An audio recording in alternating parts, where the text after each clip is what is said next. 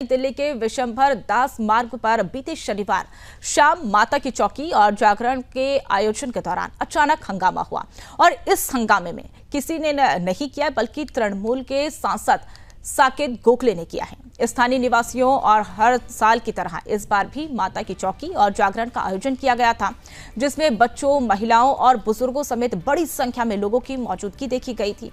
कलाकार भी अपनी प्रस्तुतियां देने के लिए तैयार बैठे थे, लेकिन इससे पहले कार्यक्रम शुरू होता टीएमसी के सांसद साकेत गोखले ने पुलिस बुलाकर आयोजन रुकवा दिया।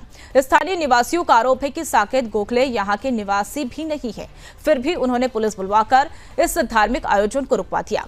इससे गुस्साए स्थानीय लोग ममता बनर्जी और साकेत गोखले के खिलाफ नारेबाजी करने लगे। हमारे दिल्ली ब्यूरो चीफ सौरभ तिवारी ने जब आयोजकों से बातचीत की, इस दौरान उन्होंने क्या कुछ कहा, आपको सुनवाते हैं। मैं उसी जगह पर खड़ा हूं जहां कल शाम को माता का जागरण पिछले 25 साल से हो रहा था, लेकिन इस बार जागरण पूरा नहीं हुआ क्योंकि टीएमसी के जो सांसद हैं साकेत गोखले, उनको पसंद नहीं है कि माता का जागरण हो। उन्होंने पुलिस भेजकर इस जागरण को बंद करा दिया। बड़ा सवाल ये है कि उनकी जो मुखिया हैं ममता बनर्जी, उनको जय श्री राम के नारे से आपत्ति है। दिल्ली पुलिस क्या अमित शाह के अंडर में है या ममता बनर्जी या टीएमसी के अंडर में है? कई लोग साकेत गोखले के पास गए उनको समझाने के लिए कि हम धीमी आवाज़ में बात करेंगे, धीमी आवाज़ में जागरण करेंगे, ढोलक बजाएंगे, लेकिन उन्होंने इसकी भी मंजूरी नहीं दी और पुलिस ने आकर यहाँ पर जागरण बंद कराया। लोग काफ़ी नाराज़ हैं, काफ़ी गुस्से में भी हैं। हम यहाँ स्थानीय लोगों से बातचीत करेंगे। आप ये बताइए, आप लोग पिछले 25 साल से जागरण करते आ रहे हैं, ऐसा कल क्या हुआ कि साकेत गोखले, जबकि मैं कहूँगा कि इस प्लेट में भी नहीं रहते हैं, बाबा खड़क सिंह मार्ग में भी नहीं रहते हैं, वो विशंभर दास मार्ग में रहते हैं, और उनको दिक्कत होने लगी? क्या ऐसा हुआ, क्या हो गया? 24 साल से हमारा जागरण होता आ रहा है, कभी इसमें अड़चन नहीं आई है और काफ़ी सारे एमपीज़ को इनमें इन्विटेशन गया है और इनको भी इन्विटेशन गया था। वो कार्ड हमारे पास भी है, जिससे कि इन्होंने इतने दिन से तो अभी तक कोई आपत्ति नहीं करी। पटाखे फूटे, दिवाली मनी, सब कुछ मना, लेकिन जिस दिन हमारा जागरण था उसी दिन इन्होंने सीधा बोला कि यहाँ पे जागरण नहीं होगा।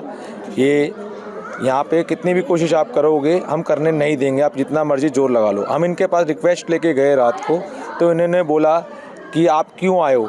पहले इन्होंने बुलाया हमें अंदर, उसके बाद इन्होंने आरोप लगाया ऊपर कि हमें 10 लोग मारने के लिए आए हैं। उसके बाद वहाँ से हमें भगाया गया, जिससे कि इन्होंने 6 बजे हमारी जोत जो जली थी उसी के दौरान इन्होंने हमारा पूरा जागरण बंद करा दिया, जिससे कि हमारे बीच में 700-800 लोग थे जो यहाँ के 35 दिन से जो पूरा इसको देखभाल कर रहे थे, जो व्रत रखा हुआ था।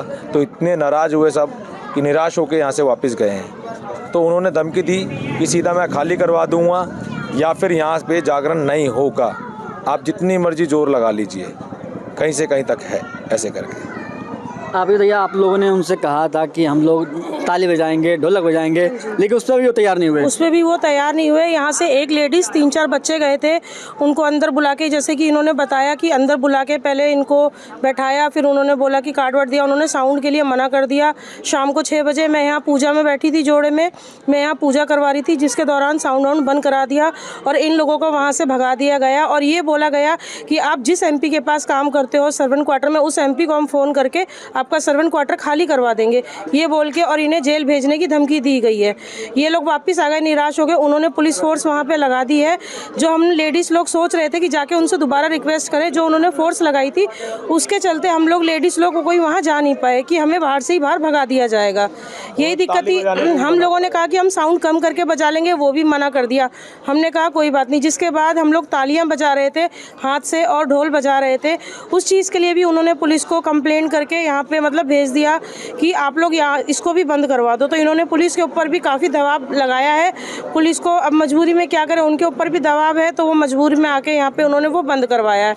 पुलिस तो अमित शाह के अंडर में है, गृह मंत्रालय के अंडर में है, तब से ममता बनर्जी के अंदर में काम करने लगे। ताली अगर ढोलक अगर हम अपने देश में नहीं बजाएंगे तो पाकिस्तान में जाके बजाएंगे। एक चीज़ देखिए, उनका भी दुर्गा पूजा मनता है, कभी उनको आपत्ति नहीं हुई। उनके बंगाल में भी, हमारे यहाँ पे भी दुर्गा पूजा का एक तरह से माता की वो लगी हुई थी, तो एक तरह दुर्गा का ही पूजा था। हंगामा हो रहा है, नवरात्र में हंगामा हो रहा है बंगाल से। पहले दिन से हमारी चौकी लगी है, 35 दिन हमारे को हो गए। हमने इतनी मेहनत, इतना संघर्ष करा, हमारी जोत तक जली, जब से उन्हें कीर्तन तक करा, हमारे को कीर्तन तक नहीं करने दिया।